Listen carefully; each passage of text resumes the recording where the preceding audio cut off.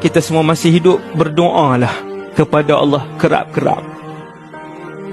Apa tanda Allah nak bagi satu permintaan? Apabila Allah selalu ingatkan lidah dan hati kita untuk berdoa kepada Allah.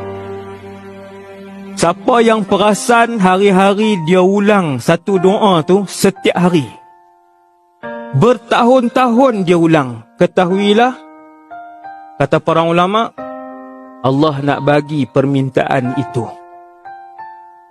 Kalau tiap-tiap hari dia tak pernah lupa untuk minta syurga Firdaus berbelas-belas kali sehari, bergembiralah, ulama kata insya-Allah Allah akan bagi perkara tu.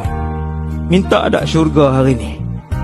Daripada pagi kita bangun, siapa yang bangun je, Allah lintaskan di akal dia, ya Allah, bagilah syurga.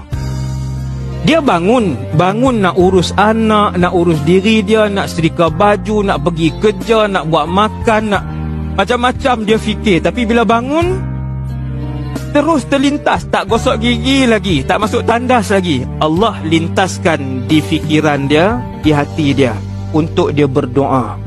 Itu bagus. Itu tanda Allah nak bagi. Subhanallah.